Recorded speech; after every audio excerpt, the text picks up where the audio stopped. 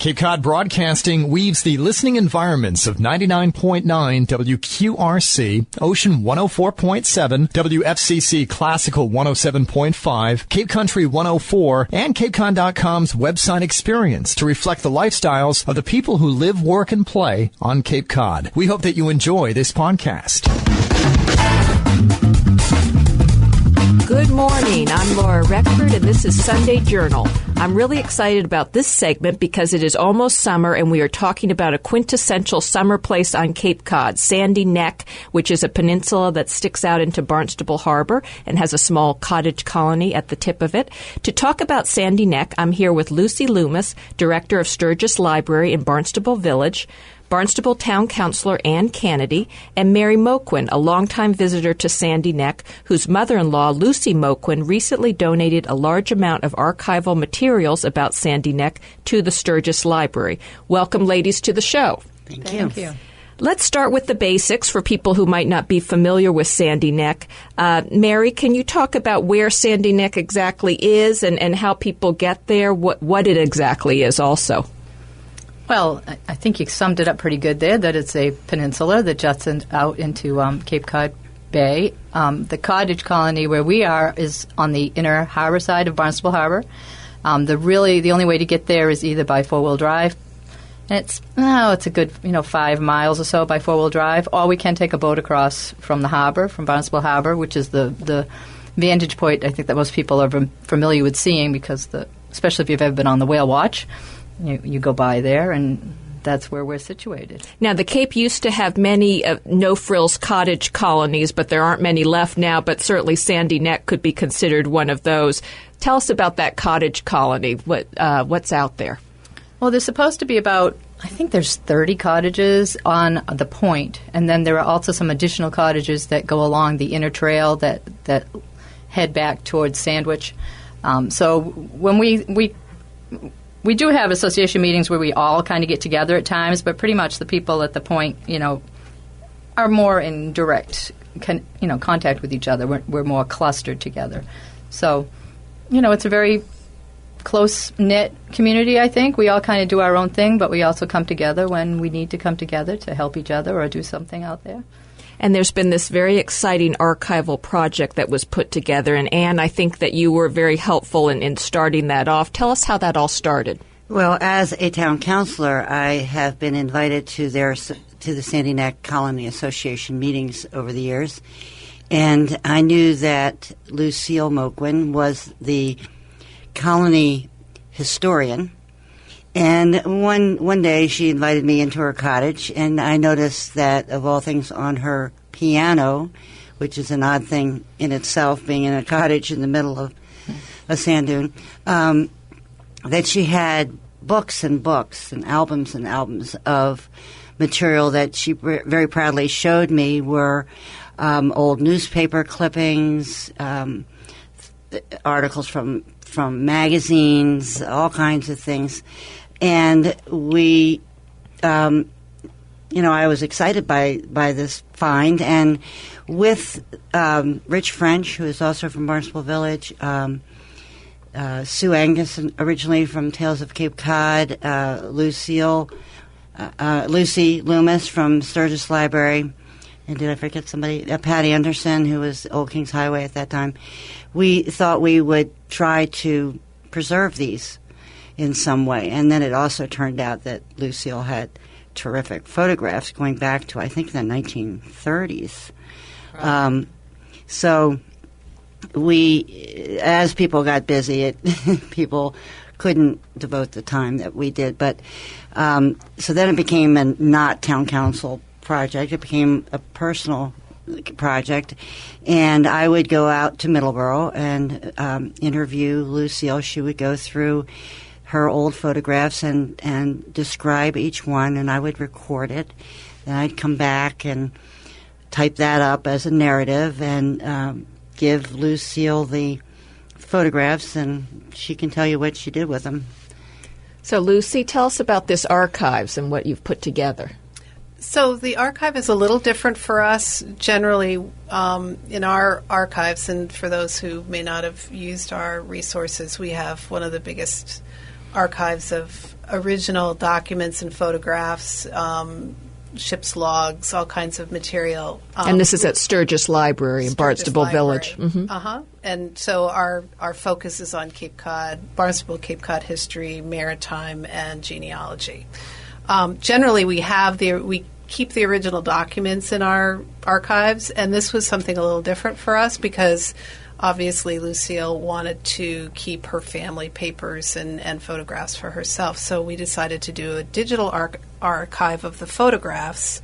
So, as Anne said, she transcribed all the information about the photographs, and I scanned them, and so they're available online through our website as a digital archive, and they can search that and get the information that Anne put together with the photographs. We also have printed those photographs into a book format, and then we did color preservation photocopies of the scrapbooks, and we had those bound with a grant from the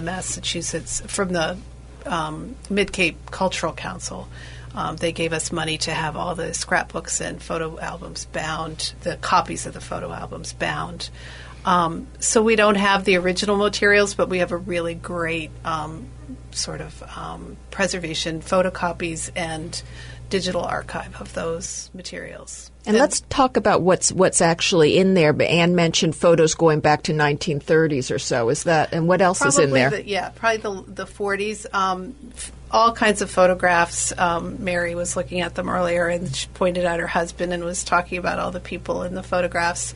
The scrapbooks are really interesting because they have really a history of what sort of not only the politics but the personal lives out on Sandy Neck.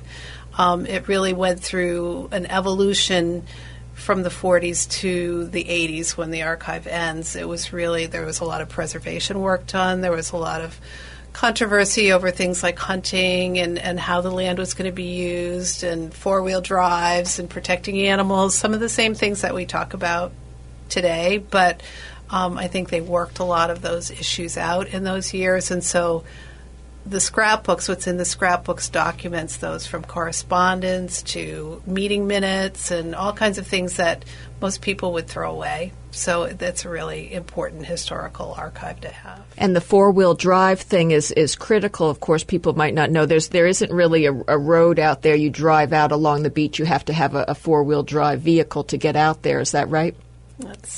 We have to have a four-wheel drive vehicle now. When they started going down, they were just using two-wheel drive Woody station wagons, and Lucy would joke about her husband telling her to go out and be the ballast and stand on the back bumper to help them get through a tough patch. So there's a lot of... We have pictures of that. Yeah, there's some cool old photos of some really old cars. And you were saying also that somebody made their own vehicles.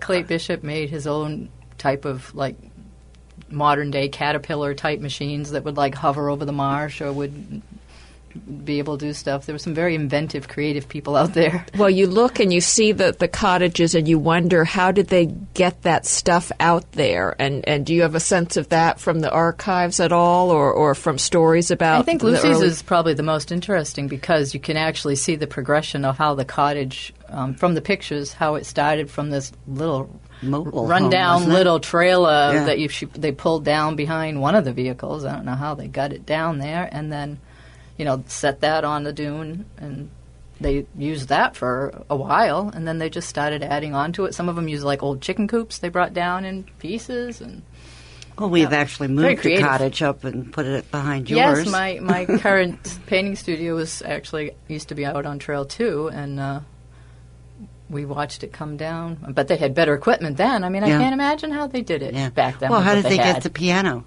down the dune? That's a good question. That's one for Lucy. Yeah. We'll have to do a whole other Sunday Journal segment just on the piano, how it got there. Trying to find a good piano tuner that'll come out there is really tricky too.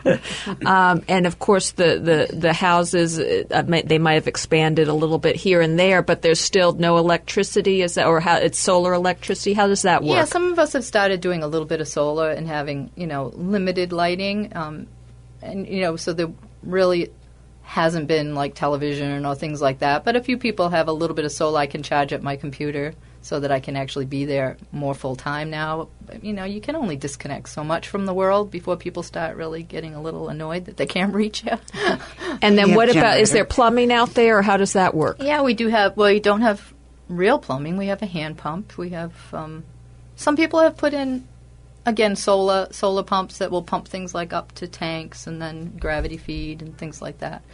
So people have been creative They're about those getting- kinds of things, but there's a fine line between how much you want to do, how much you want to complicate it, because things always break out there. So you either have to know it all, because it's not like we can just call a plumber and say, "Can you come fix this?" So if you don't want to learn how to do it all the way, sometimes it's easier just to keep a hand pump. So there's some. It's rudimentary, and then heat. I guess none of them. I would assume none of them are heat. The wood stoves Some heating of us them. have propane logs. Lucy's oven has a propane Yeah. kind of log on the side that she can take the edge off. It's very rustic, but at the same time, as many people know, it's the subject of many photographs and a lot of artwork because it is so picturesque. It's just unique. Each one of the houses has its own personality and its own name, and that in itself, the names of these cottages are stories in themselves and how they got to be named that. And it's also history of families because their cottages are passed down from generation to generation. So But they don't have to be. So let's No, be they don't clear on have to be. that. We've got to be Everybody clear on always that. says that to me. I thought they had to be passed down. They don't have to No. be passed down. But they just happen to But be. Pat Anderson did a very big, when we got on the National Register, I think there's also a book, I don't know where that resides, that has a history on each of the cottages and where it Yeah. came from and how it... I have that I got and that. actually used it to do the narrative for good. each cottage. Now, one thing of interest that Lucy mentioned is this idea of who owns the land on Sandy Neck, and that's been in the courts and might be somewhat of interest because I believe that people own their cottages but not necessarily the property. Is that how it works? Most of the cottages on the point, we own the land under them. There are a handful of cottages on the point that, because of a strange technicality with the original land taking, there were a couple smaller parcels that got included in the eminent domain taking, where, in retrospect, I think if Mrs. Toulis had realized that these few little houses were on that property, she would have said, "Hey, you want to buy that land from me now before the rest of this goes." And now, who's eminent Mrs. domain." That just to update? Well, that's a long time. Was it Bacon? Was it? Yeah, it's a Bacon. It's Bacon. Part of the Bacon family. Yeah, that actually owned that parcel of land originally that got involved in the eminent domain kind of taking and buying out of. And there was just a few cottages in the point that also were. It's really weird when you look at the map how just a few places kind of weren't Yeah. on their own land. Almost everybody else was on their own land. And then the Marsh Trail's a separate taking. That was to do with Makepeace that owned that. So they're on leased land, but that was like a totally separate time that occurred. So most of the ones on the trail are on leased land. Most of the ones on the point are on their own land. But there are a few that are getting caught in the muddle. And then, of course, the town of Barnstable owns a good part of Sandy Neck. Is that, or it's actually part of it is a state park? Is that right, or how does that all work? Well, as I say, it's on the National Register there, and I don't know all the different properties either, but there are some nature conservancy parcels. There's some town-owned parcels. There's even a little piece, I think, that Sandwich owns, part of the road going down to Sandy Neck. So, but it's in flux as far as the It's land complicated. ownership, and I don't want to go there. It's a fairly long peninsula. It's 7 miles, I believe, and so there's part of it is on Cape Cod Bay, of course, and the other side of it is on Barnstable Harbor. And it's undeveloped besides the tip, as we've been talking about. But there is quite a bit of wildlife out there. And Mary, you've been going for years. And what types of things do you see in terms of nature out there? Yeah, it's funny. We really go through cycles, I think. I mean, we had the year of the skunk. We had the year of the raccoon. We have the year of the fox right now. We're into The snowy owl. There are a lot of. We had the snowy owls Piping this plovers. season. Well, the plovers are always. They've been there consistently. Terns. But I think the weird thing is how certain species like we had skunks galore once, and then they all disappeared, and then we had raccoons like crazy, and then they're not there, and now we got foxes, and I don't remember that much fox. Yeah. The diamondback terrapin turtles have always been out with that. And there's pictures in some of the photographs. There's several pictures of deer and other animals in those photos. Do they have the deer coming right up to the kids in one scene? Yeah, that was pretty neat. And then, of course, I would think that the fishing would be amazing out there. And is that something that a lot of people do? A lot of fishing. The water's cold. And, there's a lot of greenheads, too. That's just out back where all the campers are parked. We let you keep them out there. There's more people to eat. That's right. And, of course, the peninsula is sticking way out there. And so I would think that when it rains, it's a very dramatic situation out there. Is that right? When there's a big storm? You can see the weather coming for miles. And you have some good photographs. Pretty well. Great photos of storms coming in because it's wide open. And the houses have been able to withstand the storms, I guess, and sometimes perhaps some repairs need to be made after a storm. How does that work? Exactly. I think that's something that fascinates me about and informs the work that I do is just that whole idea of those houses have been standing in that really harsh environment for so long, yet they still kind of persevere and hold on. There are pictures in the archives of the cottages completely surrounded by water, where the tide has come up to the point where people can row their boats around their own cottages. So there are dramatic pictures in the archives themselves. And so snowstorms. If people want to see the archives one more time, Lucy, how do they go about that? Do they need to request it from you? They can see the digital archive online if they go to our website, www.sturgislibrary.org, and click on Collections up at the top menu, and they'll see our archives page. They click on that, and they'll see way down at the bottom collection number, I'm not sure, 112, 113 is the Sandy Neck Archives. But they can also go click on the link for our Flickr page, which is our photo page, and there's a whole album of the digital photographs. If they want to see the print scrapbooks, they can come in and request them, and we can bring them up, and they can take a look at them and do research.